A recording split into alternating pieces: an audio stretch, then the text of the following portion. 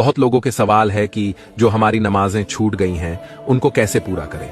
गफलत की वजह से और सुस्ती की वजह से जिन लोगों की नमाजें छूट गई हैं, क्या सिर्फ तौबा करने से नमाजों की माफी हो जाएगी? तो चलिए जानते हैं इन सवालों के जवाब। अगर कभी कोई नमाज कज़ा हो जाए तो उसको लौटाना जरूरी है।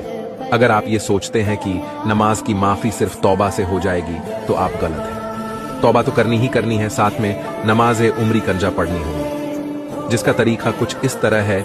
मिसाल के तौर पर आपकी 1 साल की नमाजें कंजा हो गई हैं तो आपको 1 साल तक 20 एक्स्ट्रा रकात पढ़नी होंगी। 2 फर्ज फजर के, 4 फर्ज जोहर के, 4 फर्ज असर के, 3 फर्ज मगरिब के, 4 फर्ज ईशा के और 3 वितर वाजिब ईशा के। आपको करना क्या है? आप फजर की नमाज से फारिग हुए उसके बाद फौरन 2 रकात फर्ज फजर के पढ़ने हैं उम्री कजा की नीयत से। ऐसे ही जोहर की नमाज से फारिग होकर 4 रकात फर्ज उम्री कजा की नीयत से पढ़ने होंगे। ऐसे ही बाकी नमाजें मुकम्मल करनी होंगी। अगर किसी की ज्यादा नमाजें छूटी हुई हैं उसके लिए आसानी ये है कि रुकू और सजदे की तस्बीह एक बार पढ़ सकते हैं। दूसरी आसानी ये है कि आप आखिरी रकात में सिर्फ अत्ताहियात पढ़ के सलाम फेर सकते हैं। दरुद शरीफ और अल्लाहुम्मा इन्हीं जलमतु नफसी को स्किप कर सकते हैं।